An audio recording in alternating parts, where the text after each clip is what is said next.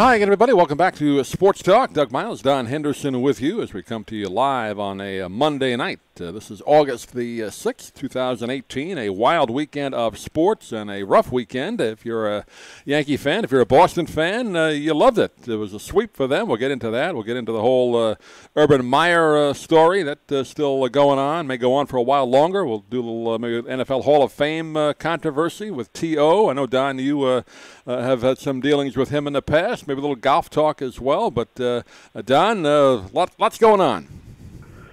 Boy, you are exactly right. If we start with baseball first, following that four-game series at Fenway Park, which didn't end until 1 o'clock this morning, I know you're working, so you just have to watch the end. I did. I saw the Yankees were up in the ninth on the phone. I checked the scores. All right, they're going to get at least one, and then I wake up and no.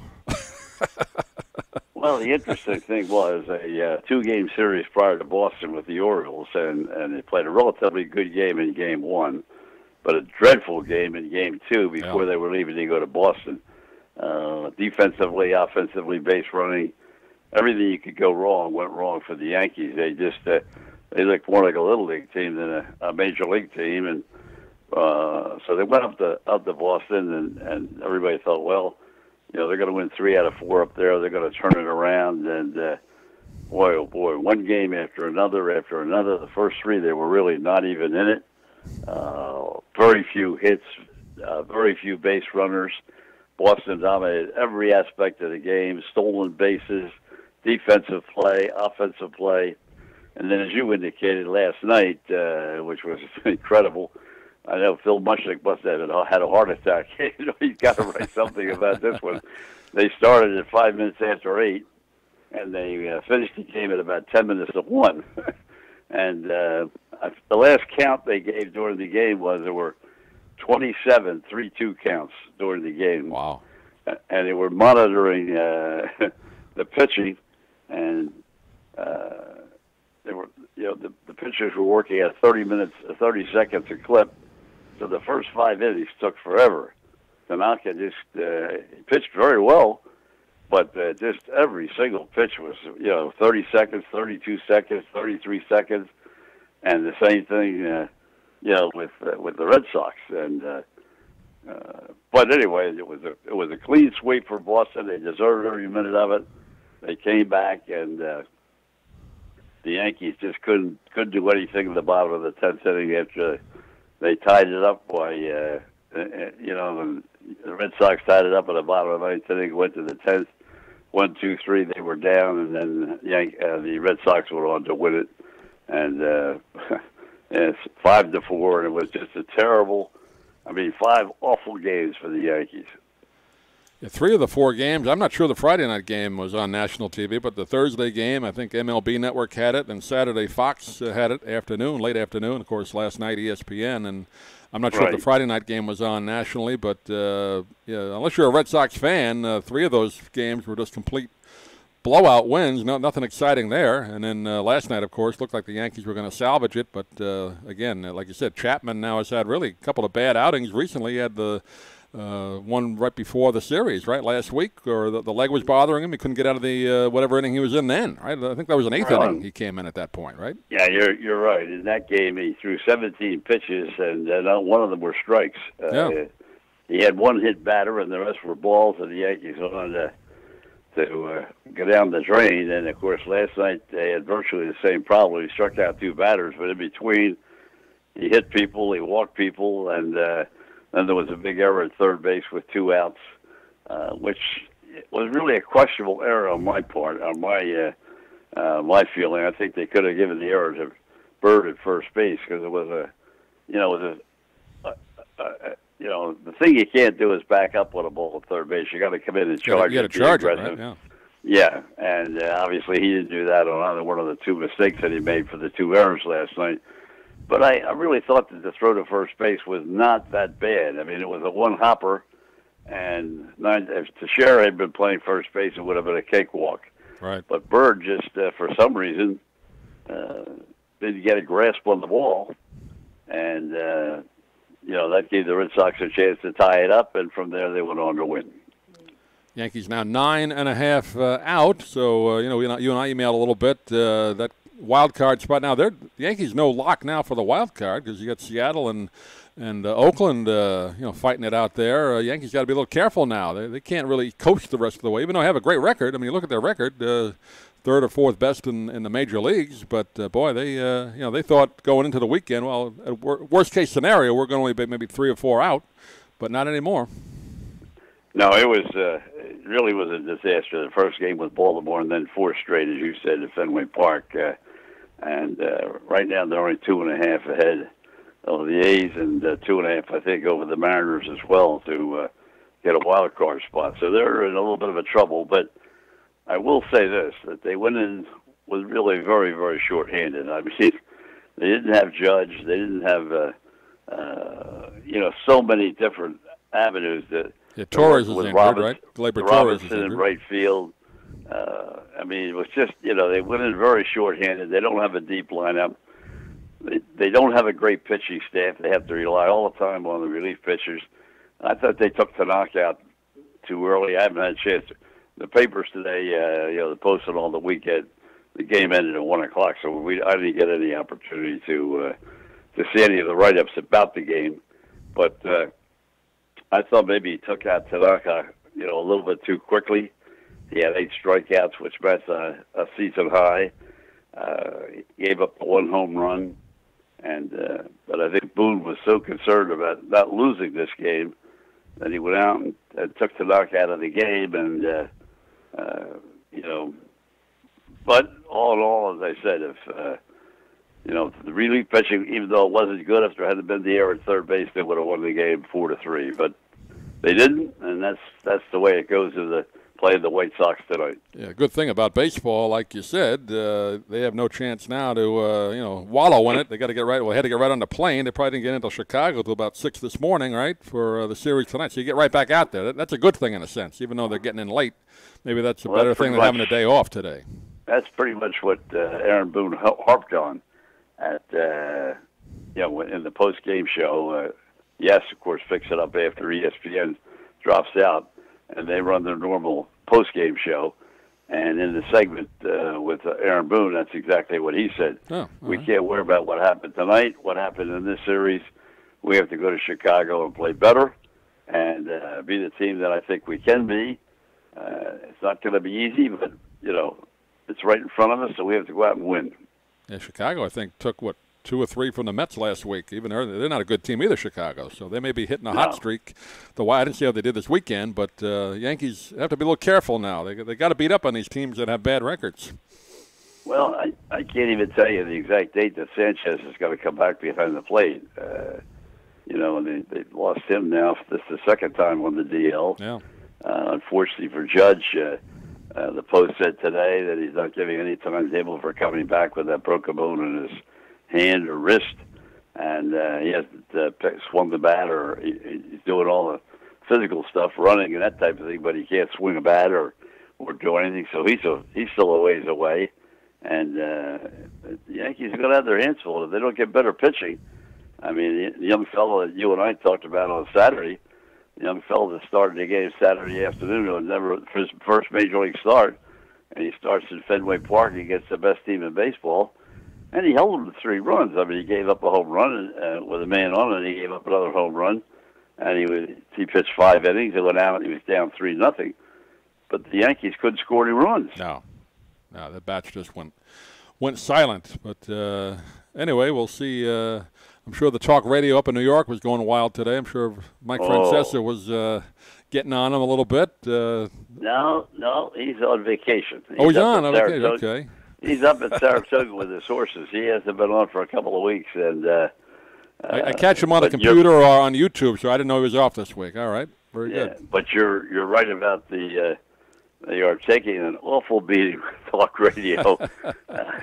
I didn't have a chance to hear this afternoon on ESPN. I didn't have a chance, or yes, we were out doing some things, so I didn't have a chance to see how that went. But Michael Kay, he was, he didn't have anything to do with last night's game, but I'll tell you, I thought the announcers on last night's game did a pretty good job. A-Rod, they didn't pull any punches. They talked about, what you got to do is win, and you got to have a lot more enthusiasm than the Yankees are showing right now. I tell you though, it's tough to watch those ESPN Sunday night broadcasts. They just never stop talking. Oh, I mean, during the regular part of the game, I tuned it in for a little, but I had to turn it off. And on and on and on. But nothing. And then they do features in the middle of in the middle of an inning. You know, as I said, Busick will have a big week this week in the New York Post on Friday, because everything that he doesn't like, late to games, start of games, lack of concern for the fans, too much chatter, no information. I mean, he's going to rack up the points this week. He'll get on him. Well, we'll see how that plays out. You just mentioned Saratoga briefly. That was a big weekend. I just saw in the paper. I guess that was their first stakes weekend up there. They had 5 or 6 big races at Saratoga. Yeah, this was one of their number one weekends, and they've been doing very, very well. And as you know, that's really the heart and soul of racing in the state of New York now. I mean, the other 2 tracks they race, but nothing like Saratoga. Our buddy Pete the Prophet, I texted with him just to see how he was doing. He was in Saratoga for a while, then he just was out this week. He's going to Del Mar, so when he gets back in town, they will do a thing with him on the Travers coming up later in the month. But he's making the summer tour of tracks. Yeah, and down here, the Haskell was a blow. I mean, that wasn't even close this year because the Triple Crown winner is retired now, Justify. So he may have been in that race. Yeah, Justify stepped out, and so there wasn't even any real betting. I mean, you're looking at a 4 to 5 shot going off, and so there really was not a race. The Haskell was usually a pretty good race for $1 million, but this year it was very disappointing. Yeah, it's too bad about Justify, kind of under the radar that that injury to the horses. I don't know what ankle it was, but that bad enough now where they're just not going to take a chance with him, and he's retired. That's exactly right. I was a little concerned anyway. Why would they even race him, later in the year in the Breeders' Cup? Just because of that, so much money with the breeding rights. Why would you take a chance? But that ankle that he was a little soft anyway going into the Triple Crown, the Belmont, apparently still acting up. Well, Bob had said that if they put up enough money, he wasn't going to run for the $1 million. But if they put up like $2 or $2.5 million for the Haskell, he would have given it some concern, as he did the year before. Right. He brought us. American Pharaoh ran that one. Yeah, right. Yeah, and he won easily, and I think he was going to do the same thing, but he wanted more than $1 million in the pot. I don't think he was going to get that, but as it turned out, he wouldn't have run anyway. So that's what the pot was worth, $1 million, but it was just a one-sided race. They get a good crowd there, Don. Did you see anything on TV? I didn't. They're good. Yeah, they got the sports betting now too. So, right. Yeah, they've got sports betting in Atlantic City in three locations, I think now, and I think Hard Rock got it last Thursday. The hotels have them now. The hotels have sports books now in Atlantic City. Oh, good. We weren't sure when that law passed if that would happen right away or not. So. Well. I haven't been to Hard Rock, so I don't know exactly what the circumstances are. But if it's a casino, but I'm sure last Friday was their first day. Yeah. And but I think they have 2 other locations too in Atlantic City. I don't know what the 2 are, but they have 2, so they have 3 now all told. And so that's picking up the activity from a gambling standpoint once again. Yeah, notice the Post now. New York Post has 2 pages every day in the sports section just dedicated to the odds and stories about the odd. Interesting. They do an article that VSIN, the Brent Musburger Radio Network. Some guy writes a piece for the Post on that every day. So it's there every day if you want it. You get all the odds for everything. So. Well, as you say, it's 2 days, so now it gives you an idea what the papers think. And they think it's a marketing tool for them. Right. And as you said to me, I mean, you talk about overkill. I mean, they got predictions. They have odds. They have, oh my God, unbelievable. Nothing though down here. I've seen nothing anywhere, any of the media about moving and there's a bunch of elections going on down here. You're getting a lot of material in the mail, but nobody talking about whether sports betting is going to be on the docket. That's Yeah, I being just talked voted about today. I got my absentee ballot. They sent it to me last week, and I voted today. I always like to. Even we though I'm have not governor there, down here and a couple of Congress people and yeah. state senator, but nothing about sports betting anywhere on any of the information I've seen. So Yeah, they're staying away from it. I thought they would jump right into Tampa right away. But, I would too. Obviously, as you said, no word of it. Nothing. I mean, all the tracks down here are dying. The dog tracks are just about gone, except for the poker rooms, keeping them alive. And the horse tracks, I'm not even sure how well they're doing. Tampa Bay Downs, I guess, does okay. The one in Miami, Gulfstream, whatever they call it now, it doesn't do great. So they need this. It's still Gulfstream, I believe. Yeah, but it's not doing great like it used to. So they need Yeah. something. But anyway, we'll see how that goes. But let's talk a little bit about the Urban Meyer story that continues to move on. I guess now they say it's going to be settled either way, the investigation in the next 14 days. You and I emailed a little bit about it over the weekend. I've never been a big fan of his when he was at Florida. My nephew went there and kind of followed the Gators while he was there more closely, and he had some shady dealings there. It seemed a lot of the players there, but I gave him the benefit of the doubt, Don, when this first came out. I said, well, maybe he didn't know about it. Okay, but boy, when that statement came out Friday in the Twitter, I said this guy is using a lawyer tactic, or his lawyer wrote that. I wouldn't keep him around. What do you think? Well, I think he and Moonves are in the same boat.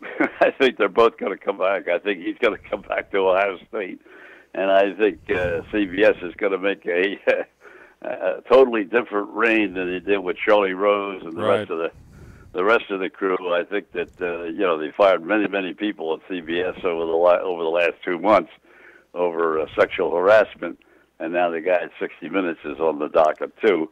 Charlie Rose, yeah, right. Charlie Rose didn't even get a chance to get his jacket on before he was fired. And I just read before we went on, he's had to go to the hospital for some surgery. He was, whatever his legal thing was, he has to put that on hold now. He's trying to get back, but so he's out. Yeah. And same thing at NBC. They just walked in and shut down the morning operation and fired everybody. But so far, there are a couple of complications. One, Ohio State with the tremendous record they have and the number of dollars that he brings in every year, whether you agree with his recruiting tactics or his coaching tactics or whatever. Every place he goes, he wins, and winning seems to be the most important thing in sports right now. So I believe he's going to be back. I don't think they're going to fire him, and I don't think CBS is going to fire Moonves either. I think they're both going to come out winners. Yeah, Moonves, I guess the board already said Friday, I think, that they weren't going to. There was some woman that actually pressed charges from maybe 10 years ago, and that, I guess they said it was out the statute of limitations. But I don't know if that includes the other 6 that were in that story that came out a couple of weeks ago. So I don't know if that affects that or not. That's the same thing with Weinstein. His, now they've got all kind of audio tapes, I guess, about one of the people that filed against him. Phone message or something, right? Yeah, inviting him over after she finished work, and that's only one of 80 that are complaining. So he's trying to make the one count. The other 79. I think Weinstein is going to go, but I think the other 2 are going to stay. Yeah, there was another guy on CBS I saw today, some producer of the NCIS New Orleans show. He's on investigation now. Same thing as Moonves. So if he gets fired and Moonves doesn't, I think you got a lawsuit there. Same thing. That was yesterday's paper as well. Yeah, yesterday. Yeah. But I thought it was CSI New York. It was CSI New Orleans. This is the NCIS New Orleans. Okay. Show. He's the executive producer or whatever they call. They show him showrunners, but they put him on suspension. This is like the second or third time they've had to suspend him for the same thing. So how do you let the CEO of the network get away with it, and this guy may not? That's going to cause a lot of trouble. So you got to be consistent. The biggest problem is they keep bringing in every article too. I mean, they're right down in the middle of a major stock fight as to what they want to do. Redstone's daughter, his family is really holding that up, right? The daughter. Yeah, absolutely. She doesn't want any part. She wants to merge, and Moonves doesn't want to. And then, of course, right away they had the conspiracy. She was the one that tipped everybody off, and that's how he got called in the first place. I don't believe that. I mean, she absolutely flatly denied it. I don't think she had anything to do with it. But what do I know? I don't know anything about it. So we'll wait and see how it plays out. But I still think if you're going to fire everybody else that's under you and you're doing the same things, how do you just say, well, we're going to pass on this? Yeah, how do you justify that? That's going to be interesting. And again, with the Urban Meyer thing, they say everybody's saying now in these talk shows, well, he only lied to the media. No, he was up in front of anytime you're up in front of the public, you're lying to everybody, including your school. So how do you justify that? That's my question. Well, you were a lot closer to it than I was in terms of his relationship in Florida, at the University of Florida.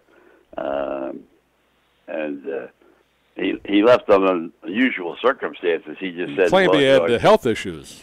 Yeah, health issue got to be too much. As Bushlick pointed out, went immediately to ESPN for the year, and then he came back at Ohio State. Right. I don't know how bad his recruiting policies were. Bushlick seems to think this may be totally wrong, but about 31 players had some kind of violation. Right, yeah, there was a number. About 31 had criminal problems. Yeah. And so I don't know. I don't know what his record. I don't know what his recruiting record was in Florida. I don't know what his recruiting record is at Ohio State. All I know is that when the bottom line comes out, they sell 110,000 tickets there in the Horseshoe every time there's a game, and he's in the Big Ten, and they had 5 teams in the top 5 teams in the NCAA football last year, and won the national championship. So, and I don't know how much that's worth. So, I think Ohio State is going to. I think going to step back and say, well, we reviewed all the facts, and yeah, his wife didn't know about it, but we're going to take a pass. That's what I think. Yeah, it seems that's what's coming out today. A lot of people are saying that, but I don't know. If there's more to it, they're digging into it. If there's more to it, that might change. But the way that was handled Friday, sounded like he talked to a lawyer. Once you do that, right, you're hiding something. Well, I couldn't understand it. It was 2 years ago. It wasn't this year. He fired him last week. But this was 3 years ago that he supposedly was told. So why'd you keep him on? That's another question. Why'd you keep him on for 3 years if you knew about this? They said that there were two violations, not one. Yeah. And so again, without knowing all the facts and what really happened, and sometimes you try to protect people and you get yourself in trouble. And his wife supposedly knew about it, talked to a lot of people about it, and bang, you're in trouble. Urban also put his AD under the spotlight. Gene Smith, I think his name is, by saying, well, I did report it. So now Gene Smith's under the hot lights to say, well, did he come to you? So he's not helping the people that could save his job too much by doing that. No. Well, the other thing is to show you the importance of money. Alabama just increased their coach to a new 5-year extension on his contract. Will take him to he's 71 years old. Oh, did they do that for Saban? I didn't see that. Okay. Yeah, Nick Saban got an extension, 5-year extension to 71 years old. Very good. The only thing I did not see was how much money it was. I think he makes $8 or $10 million a year, right? The last one, so it's got to be about the same. It's got to be astronomical. Yeah. I don't know what the number is, but it's got to be astronomical. Now, I'm not a big fan of Saban either. They're paying the assistant coaches $1 million, $2 million now. Yeah. It's unbelievable. I'm not a fan of Saban either, but you never really hear controversy about him other than he's kind of a tough guy, but his programs have been pretty clean. So, but Urban Meyer, everywhere he's been, it seems like there's some, when he leaves especially, there's a mess. But I don't know. Little scuffling going on. Yeah, well, it doesn't matter to me either way. He's going to get paid no matter what. But I just like to see, if you and I went through something like this, 2 seconds, we're out. So that's what bugs me. These guys get a pass. Well, that's the whole thing. As I said, when we started this conversation, every single one that was accused was either, and come all the way back, you and I have talked about what's happening at WFAN right now. Right, same thing. I mean, right away, they Joe Benigno, yeah, right. Yeah, and they say, well, he's on vacation. Well, he isn't back yet Not yet. from his vacation. So, they figure if he leaves on vacation for 3 weeks, give him a buyout, and that'll be the end of that. So, if they do that to their staff, why don't they do that to the guy that's the head of it? Yeah. Kind of ironic, the guy who broke this story, who wrote it in the New Yorker, was Ronan Farrow, who was, Mia Farrow and Woody Allen's son. And that family had a lot of weird stuff going on when he was growing up. They still do have a lot of weird things going on. But give him credit. I never thought he was any good on TV. He had a show on CNBC. I think they said it was one of the worst ever. But, boy, he's a good good print reporter. He's broken like 2 big stories now. Well, we'll see. We'll sit back, and next week or the week after or the week after that, we'll be talking about it because, CBS is going to be in a position because of what's going on with the negotiations right now. They're going to have to make a stand as to what they want to do. Yeah. Because he's the he's the guiding light. I mean, he's the one that's putting all the the CBS is making all this money the last 10 years, #1 network and TV, and a lot of it's because of him, both the radio and television, the way he's gotten rid of things and sold things and bought things and merged things, and he's the power to be, and lives out there in a $20 million house there in California. So he's doing okay for himself too, and so it'll be interesting to see what they do. Yeah, you're a former CBS guy. I hope it doesn't affect your pension. I hope so too. So we'll keep an eye on that. Golf over the weekend. I didn't get to see much of it, but Dustin Thomas apparently rolled pretty easily yesterday in the World Golf Championship. What's that, his third win of the year, right? I saw a lot of it yesterday because Yankees didn't play till 8 o'clock last night, as we said at the top of the show. So I had a chance to see Thomas, I would say, through 14, 15 holes yesterday. And, again, just a very, very steady player coming down the stretch.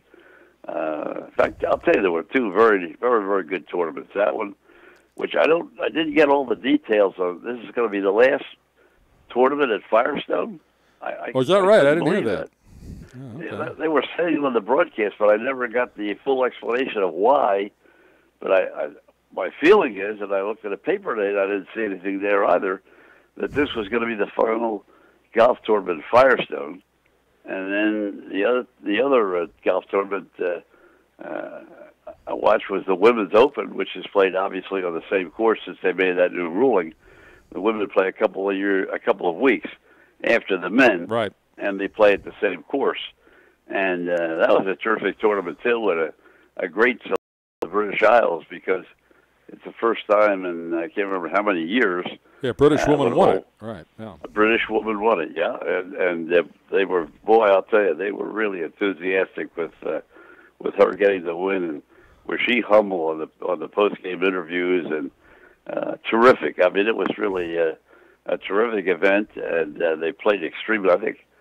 I'm not sure, but I think 15 under was the number that won it. I think 17 under. I thought that was the number I 17? saw. I never heard of her before, but I just saw the score was 17 under. Yeah, the two leaders were tied at 15, and she won it by 2. Right. So you're right. 17 and 15 finished second. Yeah. Yeah. So and she was a young lady, I think, from Thailand, who was only 17 or 18 years old. Is that right? Okay, I didn't. I just saw the crawl. I didn't see what she looked like or any highlights. So, but I knew she was the first British woman to win it in a long time. So. Oh yeah, I can't. They said the exact number of years. I guess Laura Davies must have won it, right? She's British, so maybe since Laura Davies won the British Open sometime. I don't know what year it was, but they were talking about how long it's been and how enthusiastic they were, and of course the whole day, all the way around. Obviously everybody's rooting for her, and to come away with a win, and it was really a terrific day of golf, both the women's and the men's.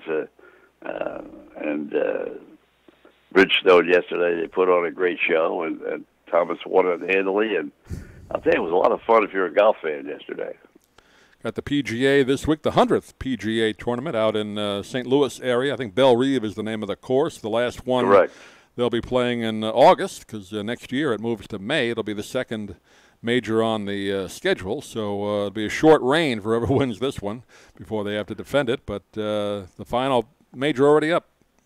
Yep. Well, one of the biggest stories yesterday on the golf tournament. You say you didn't have a chance to see much of it, but Mickelson became a dancing bear. They've shown it a million times. Oh, now the shirt. On, the shirt, you mean? No. He does a dance routine. Takes about 45 seconds, I guess.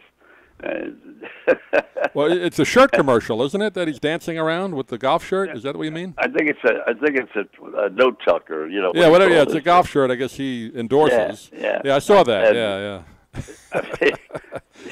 Doesn't look so good. The dancing part. A little silly myself, but I guess it'll sell shirts. It's like a long sleeve shirt. It's kind of but supposed to be for golf. I guess. I don't know if it's a dress shirt or golf or whatever. But he dances around in this ad. I saw that last week. Yeah. Well, when you get that kind of money, I guess you can do whatever you want. Yeah, they finally got the tournament when the Reds played together between he and Tiger. They got the $10 million to Thanksgiving put up. weekend, right? Is that going to be on a Friday or Saturday? It must be on a Friday because football is on Saturday and Sunday. It's got to be on a Friday. Yeah, I would think it would be on Friday, but I don't know if they get enough people to watch on Friday at Thanksgiving. I guess they could Thanksgiving. But nobody really cares about golf at that point. Remember they used to have the Skins game years ago, but that just ran out of gas. It was on the same weekend. Yeah, but, they get the some college basketball in there, some NBA. And you got some end of the season football, college football that weekend. Yeah. So it'll be interesting to see, exactly what time they put it on and what night they put it on, and also again talking about they make some changes in Thursday night football now. Right? You're going to bring a new analyst in for that. So, and I'll tell you. So there's just so many games, there's so many channels now, so many sports productions that you can't keep track of it. I mean, holy cow! It's got to be, for me now. It's got to be an event. I can't just watch baseball games at the Padres and somebody else at 10 o'clock at night. I mean, who cares? Too many games. I didn't see who they brought in. Is it a third man in the booth with Joe and Troy? I'm trying to think now who it is. Yeah, I didn't see that. Well, I'll look it up later. Yeah, they're definitely bringing a new analyst in, because they tried very hard to bring Manning, and he said no. Right. That's who they wanted to come in, and he said no. Oh, quite a while ago now, 6 or 8 weeks ago. So. Now that I can't think of who the heck it is now. I read the story, but I can't remember who it is. But it's a recognizable name. Yeah, we'll look it up for next time. We'll wrap it up with speaking of football, and I didn't watch any of the speeches because I think 3 of the people that got in the Hall of Fame have no business being in there. T.O. Didn't even show up. Ray Lewis and Randy Moss, to me, are not Hall of Famers. A lot of people might disagree with that, but there's no way they belong in the Hall of Fame. But I don't know. Did you watch any of that, Don? Well, I think, as we were talking about earlier, I think that they're Hall of Famers, but again, you have to take their character. I mean, doesn't character count for anything? Yeah, I'm thinking that too, but I don't think Randy Moss took plays off. I don't think he was one of the all-time greats. He was good when he played. Really? Ray Lewis, dominant for a part of the time, but I still don't think he was one of the all-time greats. I can't go over that. Ray Lewis, I think, was one of the best middle linebackers. Right. Yeah, in the last 20 years, I think hard to get past the annoying stuff he did. Maybe. Yeah. He did a lot of annoying stuff, and he had a lot of problems, during his playing career. And one of the luckiest people ever to not have served a day in jail. Let's put it that way. Yeah, that's what I mean. He got off, and of course, that's the thing that you can't worry about it anymore because, as Mushnick wrote the other day. And not only yesterday, the other day, every time he writes an article about the Sunday night baseball, he talks about, A-Rod and the fact that he cheated, he lied, he this, he that, and now he's the focal point of ESPN and Sunday night football, and now he's, Sunday night baseball. Right, yeah. Yeah, and now he's on Fox as well. So he does a podcast on Fox. He does some other stuff. He's on 2 networks. Yep. So, hey, those things don't mean anything anymore. It's just a little drop in the wind that blows away 2 weeks later, and it's all over. I still don't think T.O., Terrell Owens, was one of the all-time greats. Did he have some good seasons? Sure. Maybe he had some good numbers, but there's another guy that took plays off and was a disruptive force on most teams he was on. But what do I know? Certainly a disruptive force in Philadelphia. That's what I mean. You had more of a run-in with him than any of it. You dealt with him more of a local level up there. Oh, my gosh. When Reed was coaching the Eagles, and I mean, he'd leave, and when you couldn't get him to come in, and oh my God, it was just ongoing. And but his numbers reflect that he didn't do anything against the law or anything like that. His things were all about contracts and that kind of thing. But to the best of my knowledge, he never did anything that was against the law, but or against the rules of the game, except writing on the goalposts and stuff like that, which was, anti-NFL, not a, criminal charge. But, he decided to do it at, University of Chattanooga Tennessee, or something? wherever he went there, right? Did his own speech. Yeah, so he decided to do it there. From all accounts, it went over very well, had a full house, so I guess he was happy about it.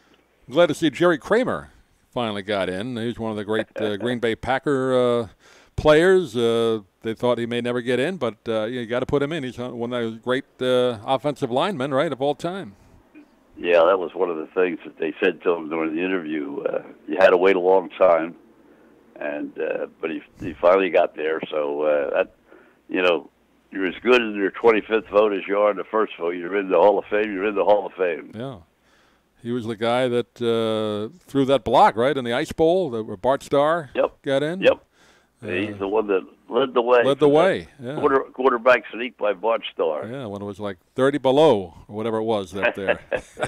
pretty cold, no question about it. Good stuff there. So there were some guys that deserved it, but just in my, watching football, and we're now where we've seen their whole careers, Lewis, Randy Moss, and T.O., but that's up for people to decide. But they're already in, so can't do anything about it now.